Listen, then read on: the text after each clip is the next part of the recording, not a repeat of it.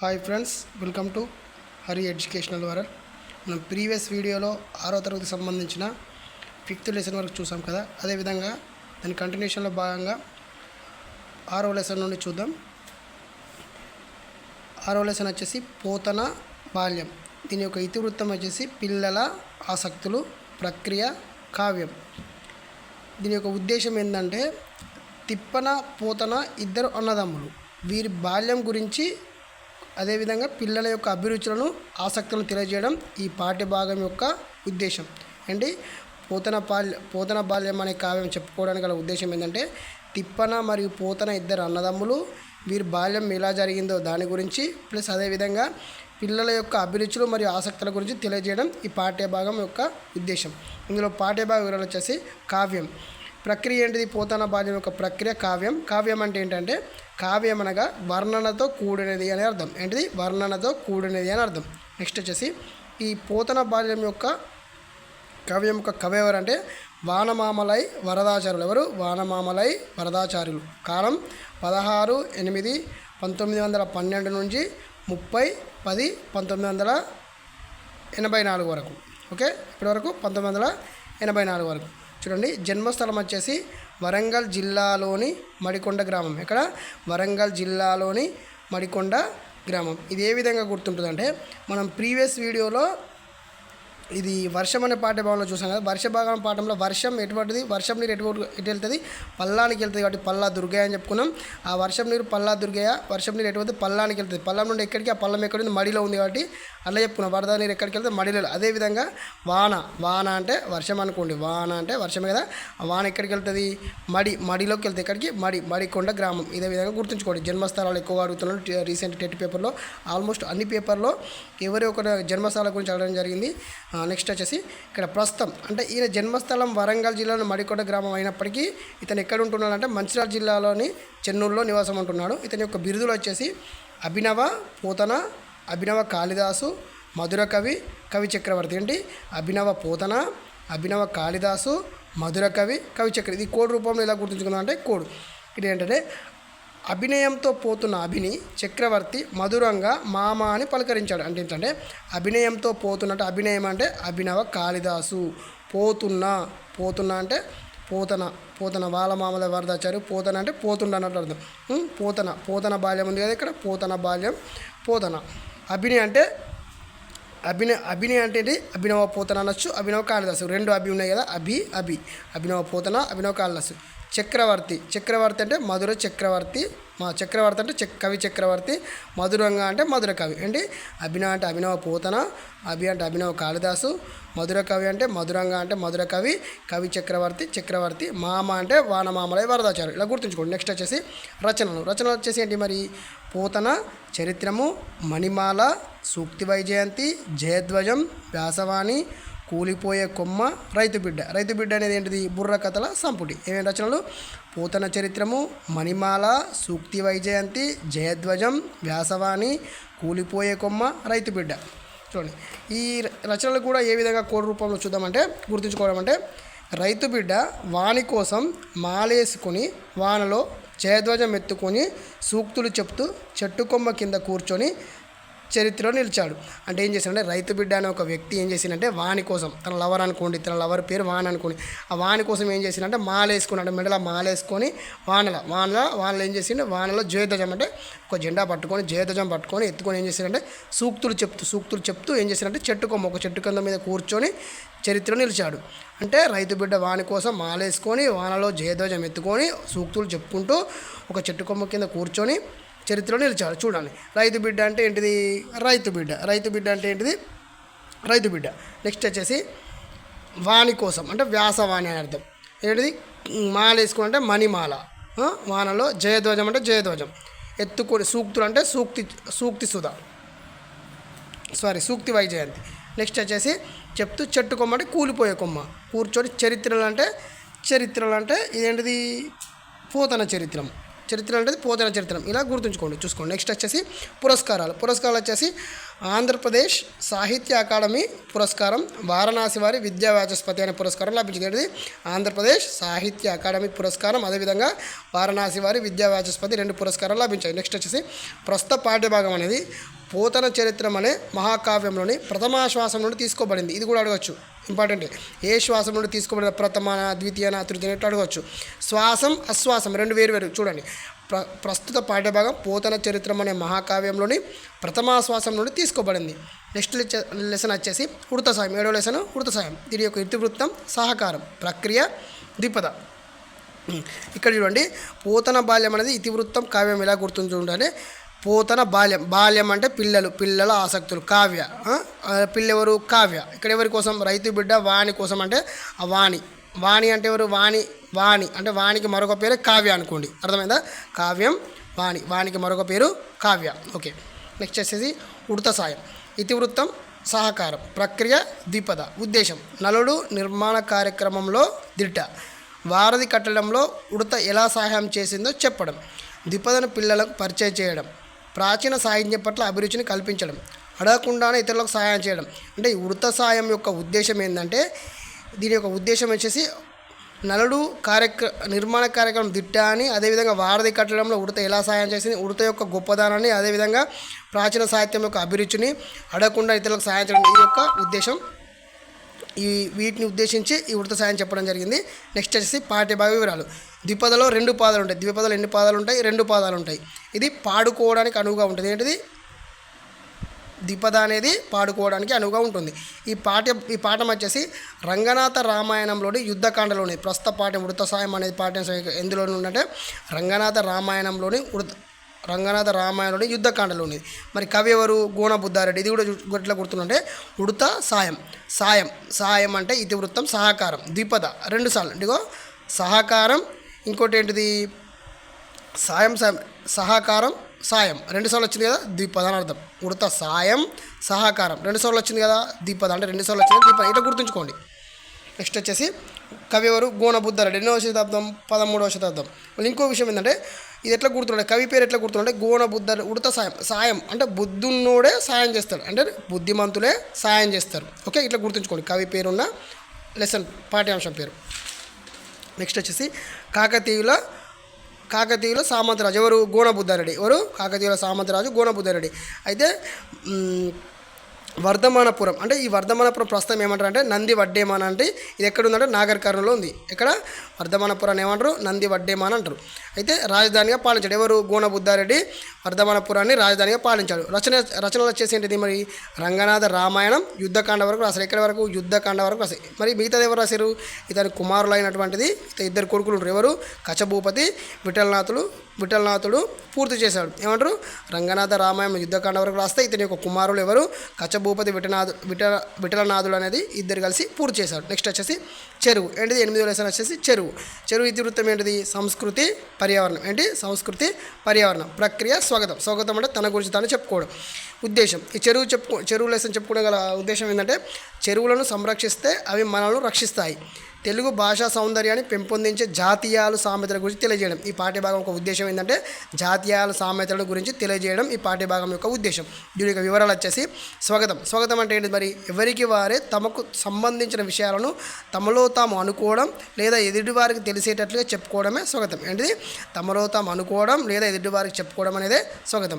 ఇది స్వాగతం అనేది ఏ రూపంలో ఉంటుంది? ఉత్తమ పురుష కథనంలో ఉంటుంది. అంటే ఉత్తమ పురుషలో ఉంటుంది. ఎలా ఉంటుంది? ఉత్తమ పురుషలో ఉంటుంది. పల్లెటూరి కల్పవల్లి ఏంటి? మరి చెరువు. పల్లెటూరి కల్పవల్లి చెరువు. కొన్ని జాతీయాలు చూద్దాం. అంటే జాతీయాలు గ్రామాల్లో చెప్పుకోవచ్చు. బట్ ఇక్కడ ఎందుకు చెప్పుకుంటానంటే ఈ పర్టికులర్గా ఈ లెసన్ అనేది జాతీయాలకు సామెతలకు ఉద్దేశించింది కాబట్టి కొన్ని జాతీయాల సామెతలు ఇక్కడ చూద్దాం. వండిన కుండ చెవిన ఇల్లు కట్టుకోను, తామర తంపర నీటి కొలది తామర, కప్పలు చేపలు బయటపడ్డాయి, చెరులో బర్లను తోలి కొమ్ములకు బేరం పెట్టినట్లు కుండే చెరువైంది, గాలం వేయడం, అల్లం తిన్న కాకోలు. ఇవి జాతీయాలు. నెక్స్ట్ వచ్చి సామెతలు. అనిత్యాని శరీరాన్ని అందరి సొమ్ము నాకేరాని. ఏంటి? అనిత్యాని శరీరాన్ని అందరి సొమ్ము నాకేరాని. నెక్స్ట్ వచ్చేసి గంగాలమంతా ఉండేదాన్ని తాంబూలమంతా అయినా. ఇలా గంగాలమంతా ఉండేదాన్ని తాంబూలమంతా అయినా. నెక్స్ట్ వచ్చేసి నిలువ నీడకై తరువు, నిలువ నీటికై చెరువు. నీడకై తరువు, నిలువ నీటికై చెరువు. చేసేవి లోపాలు, చెప్తే కోపాలు. ఇవి సామెతలు, జాతీయాలు. ఇవి గ్రామర్లో బిట్టు వచ్చే అవకాశం ఉంది. డిఎస్సీలో కంటే ఎట్లా ఎలా అడుగుతారంటే ఒక 3 జాతీయాలు ఇచ్చి అందులో ఒకటి సామెత ఇచ్చి ఇందులో జాతీయం కానిది అని అడగచ్చు.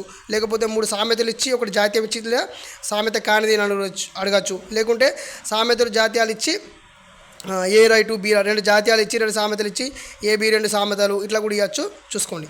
నెక్స్ట్ వచ్చేసి ఇలా విరాటపురం అంటే ఏంటంటే వర్షాలు పడాలని చెరువు కట్టపై చెప్పిస్తారు. అంటే విరాటపురం ఏంటంటే వర్షాలు పడాలని చెరువు కట్టపై ఒకటి కథ లాంటివి చెప్పిస్తారంట. దాన్ని విరాటపురం అంటారు. అయితే భూగర్భ జలానికి శ్రీరామ రక్ష ఏంటి అంటే చెరువులు. మంతెనలో శిలాసముద్రం చెరువు ఉంది. మంతెనలో ఏ సముద్రం ఉంది? శిలాసముద్రం అనే చెరువు ఉంది. చెరువు పేరు శిలాసముద్రం. నెక్స్ట్ వచ్చేసి చీమలబారు. ఏంటి? చీమలబారు. ఇది ప్రీవియస్ వీడియోలో కోడ్ ప్రకారం వివరించడం జరిగింది. ఒకసారి చూడండి. ఇతివృత్తం వచ్చేసి వ్యక్తిత్వ వికాసం. ఏంటి? వ్యక్తిత్వ వికాసం ప్రక్రియ. వచన కవిత, గేయ కవిత. వచన కవిత అనేదేమో ఇక్కడ ఇండెక్స్ దగ్గర ఉంది. ఈ పాఠ్యాంశం దగ్గర గేయ కవిత ఉండి రెండు గుర్తుంచుకోండి. ఉద్దేశం వచ్చేసి మన చుట్టూ ఉన్న ప్రాణులను చూసి క్రమశిక్షణ నేర్చుకోవడం. నిరంతరాయి శ్రమించే విధానాన్ని వాటి యొక్క క్రమశిక్షణ చూసి నేర్చుకోవడం పాఠ్యభాగం యొక్క ఉద్దేశం. పాఠ్యభాగ వివరాలు. గేయ కవిత గానం చేయడానికి అనుకూలంగా ఉండే కవిత గేయ కవిత. ఈ పాఠం పొట్లపల్లి రామారావు రచించిన ఆత్మవేదన కవితా సంపుటం. ఎట్లది? పొట్లపల్లి రామారావు రచించిన కవిత సంపుటిలో ఉన్నది. ఈ పాఠ్యభాగం ఎలా గుర్తున్నది? చీమల బారు. చీమలు దేనికి పట్టినాయి? పొట్లానికి పట్టినాయి. ప్రీవియస్ వీడియోలో ఒకటి ఉంది, చూడండి, క్షుణ్ణంగా అర్థమవుతుంది. నెక్స్ట్ వచ్చేసి గాంధీ గారి ఆత్మకథ సత్యశోధన నుండి తీసుకోబడింది. గాంధీ గారి ఆత్మకథ దేని నుండి తీసుకోబడింది? సత్యశోధన నుండి తీసుకోవడం జరిగింది. నెక్స్ట్ వచ్చేసి పొట్లపల్లి రామారావు గురించి. జన్మస్థలం ఎక్కడంటే వరంగల్ అర్బన్ జిల్లా ధర్మసాగరం మండలం తాటికేల గ్రామం. ఈ చెప్పాను ప్రీవియస్ వీడియోలో చూడండి. పొట్లపల్లి రామారావు. పొట్లానికి చీమలు పడతాయి. చీమలు అదేవిధంగా దేనికి పడతాయి? తాటి పండ్లకు పడతాయి, తాటికేలకు పడతాయి. ఎట్లా గుర్తుంచుకోండి. రచనలు. ఆత్మవేదన, మెరుపులు చుక్కలు, మహత్కాంక్ష, జీవితం, పగ, జైలు. ఆత్మవేదన అనేది కవితా సంపుటి. మెరుపులు చుక్కలు కూడా కవితా సంపుటలే. ఆత్మవేదన, మెరుపులు చుక్కలు కవితా సంపుటాలు. మహత్కాంక్ష, జీవితం అనేది ఖండికలు. పగ అనేది రచన, జైలు అనేది కథల సంపుటి. వాడుక భాషలో సరళమైన శబ్దాలతో సుందరమైన శైలితో ఉంటుంది. ఇవి ఎలా గుర్తుంచుకోవాలో కోడ్ విధానంలో ఉంది, చూడండి.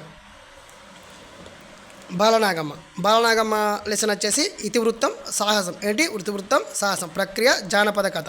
ఉద్దేశం ఏంటంటే బహుళ ప్రజాదరణ పొందిన జానపద కథ బాలనాగమ్మను గురించి తెలియజేయడం. ఈ బాలనాగమ్మ యొక్క ఉద్దేశం ఏంటంటే ఈ జానపద కథ చెప్పుకోవడానికి బాలనాగమ్మ యొక్క కథను గురించి తెలియజేయడం ఈ పాఠ్యభాగం యొక్క ఉద్దేశం. ఇందులో వచ్చేసి పాత్రలు వచ్చేసరి నవాం భోజరాజు ఎవరు? మరి లక్ష్మీదేవమ్మ.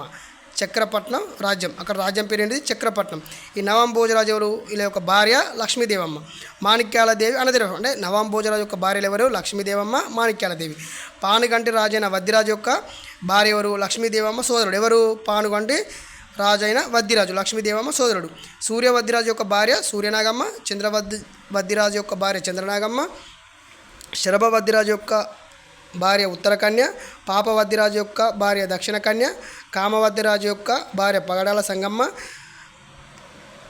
రామవద్దిరాజు యొక్క భార్య మునికన్య. కార్యవద్దిరాజు యొక్క భార్య బాలనాగమ్మ. ఈ బాలనాగమ్మ గురించి మన యొక్క స్టోరీ అనేది ఉంటుంది. బాలవద్దిరాజు ఇతని యొక్క ఈమె యొక్క కుమారుడు. ఇది ఎలా గుర్తుంటే సింపుల్గా చూడండి. 2-3 ఫర్ ఎగ్జాంపుల్. రాముడు ఏం చేసిండు? రాముడు మునిగా మారిండు. ఇంకోటి కామ పగడాల సంగమ్మ, పాపవద్దిరాజు. చూసుకోండి, పెద్ద కోడ్ ఏం లేదు దీనికి. ఒక 2-3 సార్లు చూస్తే సరిపోతుంది. ఇది పెద్ద ఇంపార్టెంట్ కూడా కాదు. నెక్స్ట్ వచ్చేసి ఫకీరు అంటే అక్కడ మాయల ఫకీర్ అంటే ఈ బాలనాగమ్మను తీసుకుపోయినటువంటి వ్యక్తి మాంత్రికుడు ఫకీరు. నాగెల్లపూడి రాజ్యం ఎక్కడ ఉండేవాడు? నాగెల్లపూడి రాజ్యం నుండి గాండ్ల సంగమ్మతో ఎవరితోటి? గాండ్ల సంగమ్మతో ఉండేవాడు. ఈ యొక్క ఆర్డర్ గుర్తుంచుకోండి. చూసుకోండి. బాలవద్దిరాజు ఏ వరుస క్రమంలో వెళ్ళాడో ఈ పక్కీర్ దగ్గర చూడండి. బాలవద్దిరాజు ఎక్కడ? ఫస్ట్ పులిరాజపట్నం. ఎక్కడ ఉంది? పెద్ద పులి చంపిండు. ఇక్కడ పులిరాజపట్నంలో ఏం చంపిండు? పెద్ద పులి చంపిండు. నెక్స్ట్ వచ్చేసి పాడుబడ్డ గుడిల. ఎక్కడ పడుకున్నాడు? పాడుబడ్డ గుడిలో పడుకున్నాడు. ఆ గుడిలో ఏంటంటే జంతువులు మాట్లాడినాయంట. నెక్స్ట్ వచ్చేసి ఇక్కడ నుండి చిలకవతిరాజపట్నం అండి. చిలకవతిరాజపట్నం ఏమున్నది అక్కడ మరి స్పెషాలిటీ 7 ఆకుల సంజీవని ఉంది. స్పెషాలిటీ ఏంటి 7 ఆకుల సంజీవని ఉంది. అంటే ప్రతి చోట ఏదో ఒక స్పెషాలిటీ ఉంటుంది అన్నట్టు. నయవాదిపట్నం ఏమున్నది అక్కడ అడ్డుకునే శక్తి ఉంది. ఏముంది అడ్డుకునే శక్తి ఉంది. నెక్స్ట్ వచ్చేసి తంబల్ల పెద్దమ్మ స్పెషాలిటీ ఏంది ఆమె మనువన్ని అని చెప్పి మూలాలు తీసుకొని లోపలికి ఎవరి మనువన్ని తమ్మల పెద్దమ్మ ఆమె మనువాన్ని అని చెప్పంటే తమ్మల పెద్దమ్మ యొక్క మనువాన్ని అని చెప్పేసి బాలవతిరాజు అక్కడి యొక్క మూలాలు అంటే ఫకీర్ దగ్గరికి వెళ్ళడానికి గల మూలాలు తీసుకొని లోపలికి వెళ్ళాడు. నెక్స్ట్ వచ్చేసి సప్త సముద్రాలు నాగేంద్రుని తన చంద్రహాసంతో చంపాడు. ఏం చేశాడు సప్త సముద్రాల దగ్గర నాగేంద్రుని తన చంద్రహాసంతో నరికి చంపాడు. నెక్స్ట్ వచ్చేసి గండబేరుండ పక్షి ఇక్కడ సంజీవని పుల్ల ఏమండి సంజీవని పుల్ల. నెక్స్ట్ జీవగడ్డ చిలుక ఫకీర్ ఉన్న చిలుక ఎక్కడ ఉంటాయి ప్రాణాలు ఫకీర్ ప్రాణం ఎక్కడ ఉంటుంది చిలుకలో ఉంటుంది. ఆ చిలుక ఎక్కడ ఉంటుంది 7 సముద్రాల అవతల ఉంటుంది. 7 సముద్రాల అవతల ఆ చిలుకల తన యొక్క ప్రాణం ఉంటుంది. ఆ ఫకీర్ని చంపడానికి ఆ చిలుక కోసమని ఇవన్నీ దాటుకుంటూ వెళ్తాడు. నెక్స్ట్ నాగెల్లపూడి కోట ఎక్కడికి వెళ్తాడు నాగెల్లపూడికి వెళ్తాడు. అక్కడ నుండి ఫకీర్ను నాగెల్లపూడి కోటకు పోయి అక్కడికి వెళ్ళి ఫకీర్ను చంపేస్తాడు. నెక్స్ట్ వచ్చేసి పల్లెటూరు పిల్లగాడ 11th లెసన్ పల్లెటూరి పిల్లగాడ. ఇతివృత్తం వచ్చేసి మానవీయ విలువలు బాలకార్మికులు ఏంటిది మానవీయ విలువలు బాలకార్మికులు. ప్రక్రియ ఏంటిది పాట. పల్లెటూరు పిల్లగాడ అనేది ఏంటిది ప్రక్రియ పాట. ఉద్దేశం ఏంటిది మరి బాలకార్మిక వ్యవస్థను నిర్మూలించాలనే ఆలోచనని రేకెత్తించడం అంటే బాలకార్మిక వ్యవస్థ నిర్మూలించాలనే ఉద్దేశంతో ఈ పాఠ్యభాగం చెప్పడం జరిగింది. నెక్స్ట్ వచ్చేసి పాఠ్యభాగ వివరాలు. సుద్దాల హనుమంతు రాసిన ఈ పాట ఎవరు రాసిరు సుద్దాల హనుమంతు రాసిండు. ఆయన శత జయంతి సందర్భంగా దేని సందర్భంగా రాసిండు శత జయంతి సందర్భంగా ప్రచురించిన పల్లెటూరు పిల్లగాడ అనే పాటల సంకలనంలో ఉన్నది. ప్రస్తుత పాఠ్యభాగం మన పాట అనే ప్రక్రియ దేనికి సంబంధించిందంటే ఆయన యొక్క శత జయంతి సందర్భంగా ప్రచురించిన పల్లెటూరు పిల్లగాడ అనే పాటల సంకలనంలో ఏంటిది పల్లెటూరు పిల్లగాడ అనేది ఏంటిది పాటల సంకలనం నుండి తీసుకోబడింది. బరంపూర్ అంటే ఒరిస్సా రాష్ట్రంలో ఉందని చెప్పింది. నెక్స్ట్ వచ్చేసి కవి ఎవరు సుద్దాల హనుమంతు. జన్మస్థలం ఏంటిది యాదాద్రి భువనగిరి జిల్లా పాలాడు గ్రామం. ఏంటిది పాలాడు గ్రామం. ఈ పాలాడు ఎట్లా ఉంటుంది పల్లెటూరు పిల్లగాడు. పల్లెటూరులో ఏం దొరికితే ఎక్కువ పాలు దొరికితే పాలాడు గ్రామం గుర్తుంచుకోండి. ఎక్కువ ఎందుకంటే జన్మస్థలం ఎక్కువగా అడగడం జరుగుతుంది కాబట్టి. తల్లిదండ్రులు ఎవరు లక్ష్మీనరసమ్మ బుచ్చిరాములు ఎవరు లక్ష్మీనరసమ్మ బుచ్చిరాములు. నెక్స్ట్ వచ్చేసి హేతువాది మంచి పేరు అంటే హేతువాదిగా మంచి పేరు పొందారు. ఇది ఒక ప్రత్యేకత ఏంటంటే హేతువాదిగా మంచి పేరు పొందారు. ఎవరు సుద్దాల హనుమంతు. ఇతని ఒక కళారూపాలు ఏంటి అంటే చైతన్య గీతాలు బుర్రకథ గొల్ల సుద్దలు పెట్టెల దొర యక్షగానం. ఇతని యొక్క కళారూపాలు ఏంటి చైతన్య గీతాలు బుర్రకథ గొల్ల సుద్దలు పిట్టెల దొర యక్షగానం. ఇవేంటి అతని యొక్క కళారూపాలు. నెక్స్ట్ వచ్చేసి కాపాడుకుందాం లెసన్ యొక్క ఇతివృత్తం ఏంటిది పర్యావరణం ప్రక్రియ సంభాషణ. ఉద్దేశం ఏంటి మరి ప్రకృతికి హాని కలిగించకుండా వాటిని ఎలా కాపాడుకోవాలో తెలియజేయడం ఈ పాఠ్యభాగం యొక్క ఉద్దేశం. ప్రకృతిని హాని కలిగించడం మనం ఎలా కాపాడుకోవాలో తెలియజేయడం ఈ పాఠ్యభాగం యొక్క ఉద్దేశం. దీని యొక్క పాఠ్యభాగ వివరాలు వచ్చేసి సంభాషణలు అంటే మన కళ్ళ ముందు పాత్రలు మాట్లాడి అంటే సంభాషణ అంటే మన కళ్ళ ముందు పాత్రలు సంభాషణ అంటే 2-3 కలిసి సంభాషించడం అంటే ఒక 2-3 కలిసి ఏం చేయాలంటే మాట్లాడుకోవడం అన్నట్టు. పాత్రలు వాళ్ళు ఎవరెవరు అన్నమ్మ నరసయ్య గోప లక్ష్మి వీళ్ళ 4 మధ్య సంభాషణ జరిగింది. వీళ్ళ 4 మధ్య ముచ్చట్లు అనుకోండి. సంభాషణ అంటే అన్నమ్మ అంటే ఎవరు అమ్మమ్మ, నరసయ్య అంటే ఎవరు తాత, గోపాల్ అంటే మనవడు, లక్ష్మి అంటే మనవరాలు. అంటే మనవడు మనవరాలు అంటే అమ్మమ్మ తాత మనవడు మనవల మధ్య ఈ కాపాడుకుందామనే సంభాషణ జరిగింది. దేని గురించి ప్రకృతికి సంబంధించింది హాని కలిగించడం ఎలా ఉండాలనే దాని గురించి సంభాషణ అనేది జరుగుతుంది. ఓకే ఇంతటితో 6వ తరగతి సంబంధించిన పాఠ్యాంశాలు పూర్తయినాయి. ప్రీవియస్ వీడియోలో వాటికి సంబంధించిన నాన్ టెల్ గురించి ఉపవాచకం సంబంధించిన వీడియోస్ చూద్దాం. Thank you.